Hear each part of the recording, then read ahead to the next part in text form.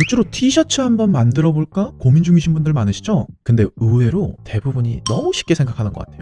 그냥 로고만 올려서 프린트하면 끝이지 않나요? 근데 실제로 제작해보면 생각보다 훨씬 많은 걸 알아야만 팔리는 굿즈를 만들 수 있습니다. 그래서 오늘은 굿즈 티셔츠를 진짜 브랜드 제품처럼 만들려면 어떤 걸 알아야 하는지, 인쇄 방식부터 제작 방법, 단가 구성까지 모두 정리해보려고 합니다. 준비됐다면 함께 보시죠. 티셔츠 제작의 시작은 인쇄 방식 선택부터예요. 그냥 시안만 가지고 요거 인쇄해주세요 한마디로 끝나는 게 아니라 어떤 방식으로 인쇄하느냐에 따라서 색감, 내구성, 심지어 통기성까지 달라집니다. 대표적으로는 4가지 인쇄 방식이 있습니다. 첫 번째, 실크 스크린. 우리가 흔히 나염 인쇄라고도 부르는 방식이에요. 망사 스크린에 잉크를 밀어 넣어서 원단 위에 직접 색을 쌓아 올리는 구조인데요. 색감이 정말 선명하고 세탁에도 강력합니다. 그래서 오래 입어도 갈라지거나 벗겨지지 않는 게 큰 장점이에요. 하지만 단점도 있는데요. 색상이 많으면 많아질수록 공정이 기하급수적으로 늘어나기 때문에 보통 3-4가지 색상까지는 괜찮지만 그 이상이 되면 색상별로 판을 다 따로 만들어야 해서 시간도 오래 걸리고 단가도 올라갑니다. 그래서 실크 스크린, 나염 인쇄는 단색 로고나 심플한 그래픽 중심의 대량 제작 티셔츠에 가장 적합합니다. 두 번째, DTF 인쇄 방식은 요즘 굿즈 제작에서 가장 많이 차용되는 방식인데요. 디자인을 특수 필름에 출력한 다음 그걸 열로 녹여서 원단에 옮겨 붙이는 구조입니다. 컬러 제한도 없고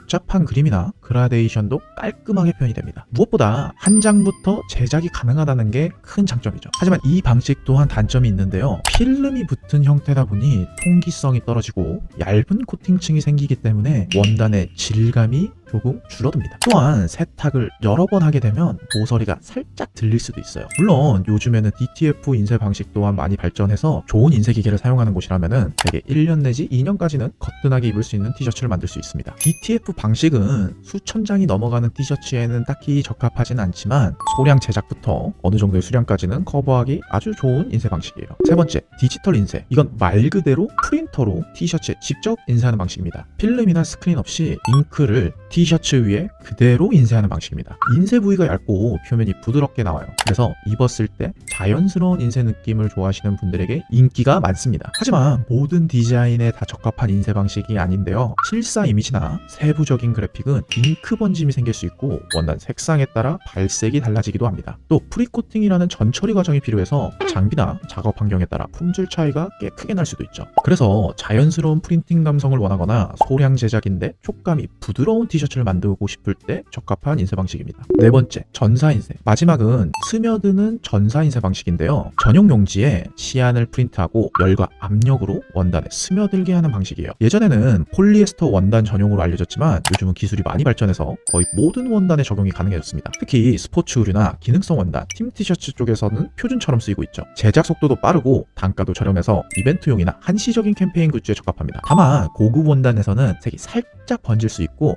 색감이 부드럽게 표현되는 게 특징이에요. 자, 이렇게 보면 인쇄 방식마다 다 장단점이 있죠. 결국 중요한 건 인쇄 디자인을 가장 잘 표현할 수 있는 인쇄 방식을 선택해서 티셔츠의 목적과 제작 수량에 알맞는 인쇄 방식을 채택하는 겁니다. 예를 들어 50장 이하의 소량 굿즈라면 DTF 방식을, 간단한 로고의 대량 제작이라면 실크 스크린 방식을 사용하는 거죠.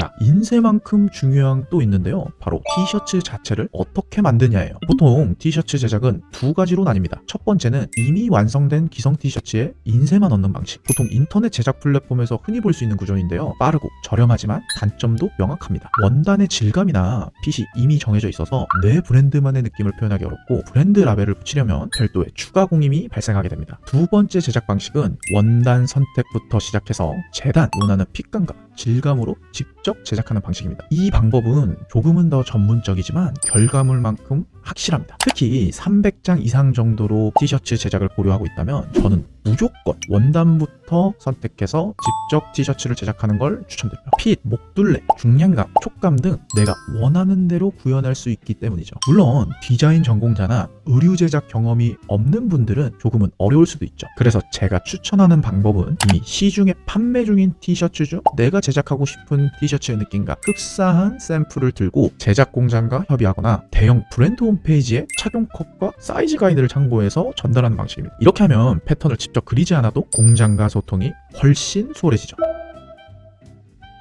다음 고려사항은 바로 브랜드 라벨과 워싱 라벨입니다. 티셔츠의 완성도를 결정짓는 건 어쩌면 인쇄보다 라벨일 수도 있어요. 브랜드 라벨, 워싱 라벨을 어떻게 만들고 어디에 부착하냐에 따라서 제품이 기성품처럼 보이느냐 혹은 브랜드 굿즈처럼 보이냐가 갈라지게 됩니다. 물론 소량 제작이라면 라벨을 생략하는 게 정석적인 방법이지만 진짜 브랜드 굿즈를 만들고 싶다면 라벨 하나부터 직접 선택해서 꼭 집어넣길 바랍니다. 브랜드 라벨 자체가 티셔츠 품목에서는 곧 브랜드 아이덴티티가 될 수 있거든요.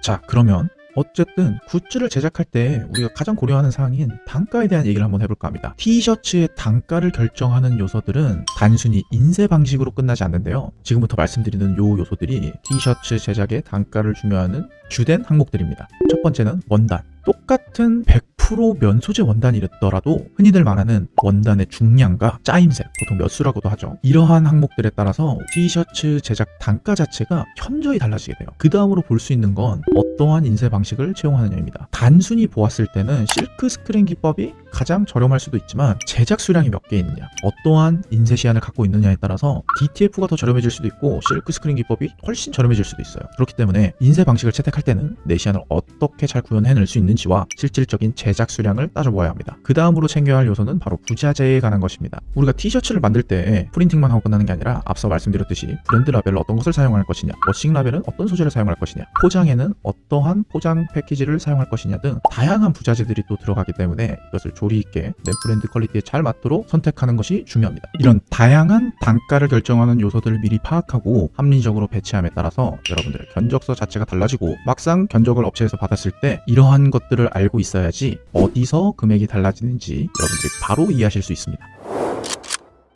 티셔츠는 겉보기엔 가장 쉬운 굿즈처럼 보이지만 사실 제대로 만들려면 알아야 할 것도 고려해야 할 것도 정말 많아요. 하지만 이런 복잡한 과정들을 한 번에 도와줄 제작 파트너만 있다면 훨씬 수월하겠죠. 만약 이런 복잡한 과정들을 혼자서 감내하기 힘들다라는 생각이 한번 들었다면 고민하지 마시고 굿즈맨에게 한번 상담받아보세요. 저 굿즈맨은 디자인 상담부터 인쇄 방식 제작, 라벨 제작, 포장까지 한 과정을 원스톱으로 티셔츠 굿즈를 처음 만드시는 분들이라도 함께 도와드리고 있습니다. 굿즈로 티셔츠를 고민 중이라면 지금 영상 하단 고정 댓글에 있는 링크로 문의만 남겨주세요. 어떻게 시안을 잡아야 되는지부터 여러분들이 상상만 하고 있는 그 티셔츠를 당신의 브랜드가 진짜 입히고 싶은 굿즈로 완성될 수 있도록 굿즈맨이 함께 하겠습니다. 시청해주셔서 감사합니다. 좋은 하루 되세요.